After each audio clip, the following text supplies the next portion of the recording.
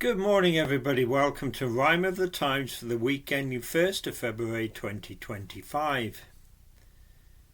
In Poland, a solemn grey day remembering the millions that the Nazis slayed.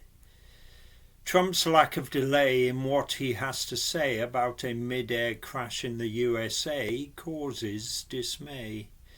Rachel has a message to convey that Heathrow's third runway could soon be underway. A 60s icon whose influence for a long time stayed, come what may, has passed away. Monday was a serious, sad and solemn day, with a sombre service in Poland in shades of grey. 80 years to the day since the liberation of the Auschwitz factories of extermination. Now a museum constructed lest we forget what racism and irrational hatred beget. For visitors the piles of bones bring it home, a time when human beings turned on their own. King Charles showed emotions raw down to the core, the first British monarch to see what he saw. Sir Keir was also there but didn't speak a word. At the service only survivors' voices were heard. On Wednesday night, Donald didn't duck or dodge when the first national tragedy arrived on his watch. From Washington, D.C. came a horrific report of an air disaster near Ronald Reagan Airport. In the dark and cold above the Potomac River, a mid-air collision to cause spines to shiver. A helicopter and a jet crashed, no one survived. 36 people dead, but Trump still contrived to extricate from the heartbreak and the wreckage a chance to ram home a political message. At first he was empathetic, almost statesmanlike, as he spoke into the White House press room mic. Using appropriate tenor, tone and language, he shared people's grief in their hour of anguish, paid tribute to first responders and the victims. Then, all of a sudden, his true colours kicked in. His mood switched from compassion to malevolence, pivoting to speculation without evidence, pointing fingers and playing the blame game as to why these two aircraft went up in flames. DEI hires in air traffic control were to blame for causing this terrible accident, he claimed. When asked how he knew this by a White House hack, "Because I have common sense," Trump answered back. There may end up being some substance to his words, but to express them so soon many thought was absurd. Leadership requires courage and a strong mind, but to lead or to bully, the line is quite fine. It's certainly a different style to Sir Keir, who must somehow find a way to have Trump's ear, and it seems that a date could be very near for Trump to be visiting over here. He and Starmer had a telephone chat about the special relationship and this and that. It was Trump's first call since his inauguration to any leader of a European nation.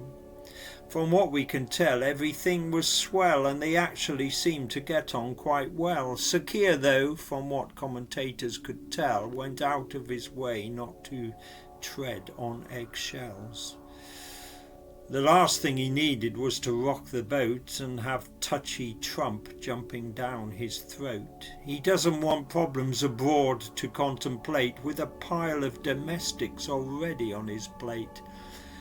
'Cause with more resets than an old computer that is with a dodgy router, Labour's attempts to transmit their vision for the future have often been frustrated or completely neutered. Even many Labour voters aren't disputing there's been too much rebooting and troubleshooting. And on Wednesday, the Chancellor again pledged her troth to the United Kingdom's economic growth. Rachel Reeves gave her rationale of why, when and how growth will be achieved with her pledges and vows. Most eye-catching, she seemed to say there'll be no delay and she won't run away from a third Heathrow runway. But without growth, how can the country pay? Of course, a third runway will help in that way. So the Chancellor has a difficult equation, the ultimate chicken and egg situation. Meanwhile, Chicken Ed has to bite his lip. Ed Miliband is keeping his lips tightly zipped, the Energy Secretary keeping a tight grip on any thoughts he might have of jumping ship. With Labour's green credentials seemingly in the tip, he may have wanted to let rip, but so far hasn't flipped. On Thursday, Marianne Faithfull passed away, 1 month past her 77th birthday.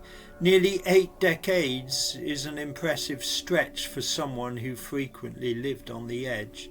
In 1964, thrust into the public eye with her first major hit As Tears Go By. She made it big time in the world of pop, assisted by Mick Jagger's arm as a prop. In the male-dominated music world, the swinging 60s didn't always swing for a girl, but with talent and luck, anyone can go far, and Marianne in her own right became a star. With sultry looks and plaintive tones, she had a brand unhoned, all of her own. But as the 60s approached its fag-end days, her life descended into a drug-fueled haze. Her music and film work flailed as her stardust paled, but she survived the decade to tell the tale. And a loyal following reflecting her name throughout her life was gained and remained, with a string of albums much acclaimed and a memorable short blitz of punk rock fame. Now the passing of this 60s cultural icon, with the sound of her voice when she turned the mic on, transported many to a time of carefree days bygone.